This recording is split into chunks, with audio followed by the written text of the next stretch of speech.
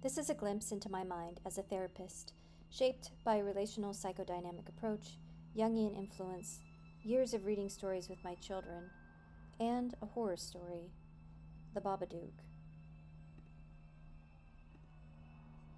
Reading with children is an inherently relational act. We sit together, the child almost always choosing the book, and we enter a shared world. This to me is a metaphor for therapy.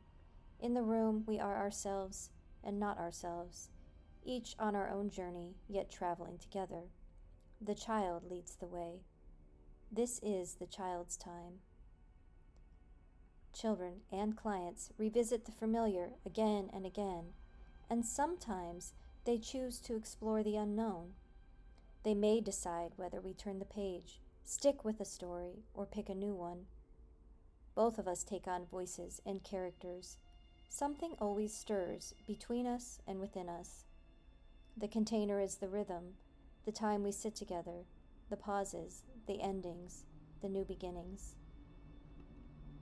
Then comes The Babadook, a story on the shelf we've glanced at, maybe even started only to quickly set it down. It's scary.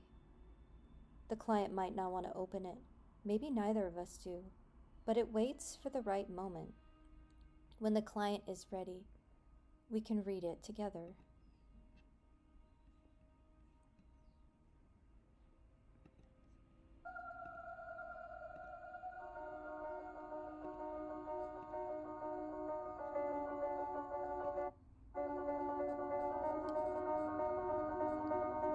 The Babadook is a metaphor for the return of the repressed, unmetabolized grief, rage, or trauma, the shadows of the self.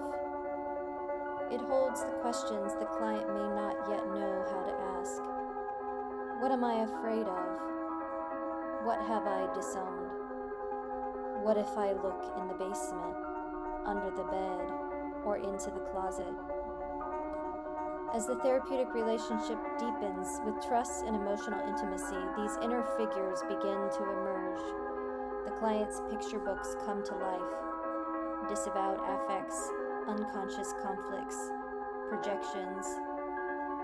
As therapist, I am both witness and participant, holding space for these parts of the self to seek recognition, not eradication. And perhaps if the client is ready, they can face the Babadook, not to kill it, but to acknowledge it, to tolerate emotional truth, to survive the chaos, and to reflect. And if they're not ready, that's okay too. Sometimes a different story needs to be chosen.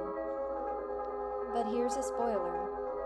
When the Babadook is finally read to the end, the monster isn't destroyed. It's housed, understood,